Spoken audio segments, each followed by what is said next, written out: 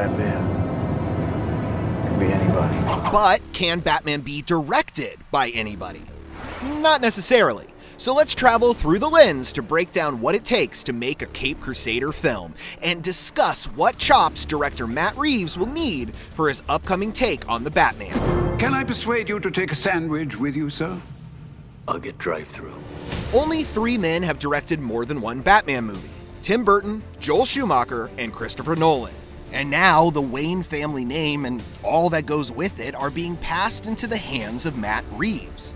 Now these are 4 very different artists, but down in the DNA of what makes them great filmmakers, they share key attributes that make them ideal Batman directors. Yes, even Joel Batnipple Schumacher.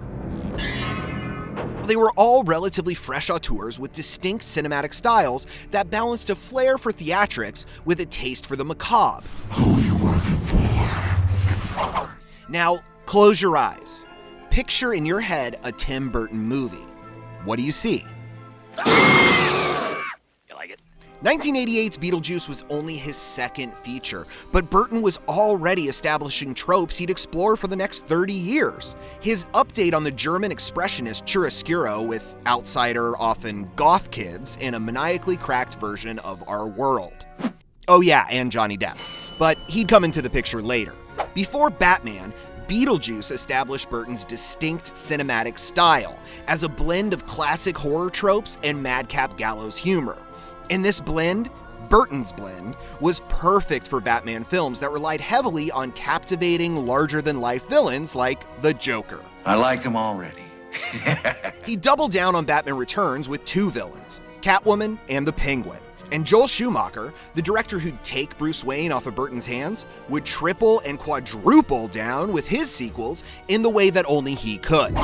Schumacher's frenetic style led to a hugely successful run of music video directing gigs, and films like Flatliners and The Lost Boys showcased his dueling love for Chicago's Gothic architecture and fog machines. These grandiose instincts resulted in a neon Gotham that perhaps tipped too far into the Sin City territory, but still felt like Tim Burton. What's wrong? All hopped up on Mountain Dew.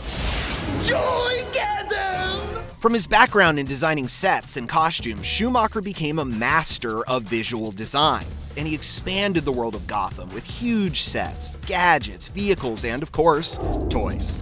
Figures and vehicles sold separately. He quickly went over the edge with his literal adaptation of a campy living comic book, and Batman and Robin put the franchise on ice. A freeze is coming. Literally. Christopher Nolan blew our minds backwards with 2000's Memento and tamed 2 screen legends in the sleepless thriller Insomnia. But it was 2005's Batman Begins that the auteur would reveal the extent of his prowess. Nolan completely changed the superhero's trajectory by grounding the genre in realism. Where are you? Here. He injected human drama into his Caped Crusader, a hero with the old leather boots and new feet of clay, further grounding Batman within Nolan's sweeping Gothic nightmare style, which could then go darker than Burton ever dared. Nolan's Bruce Wayne had the same flair for the theatrical that Burton's had, and to a lesser extent, Schumacher's. And every Batman, including Zack Snyder and Joss Whedon's one-off iterations, have been grounded by a common trait: a dark past born in vengeance.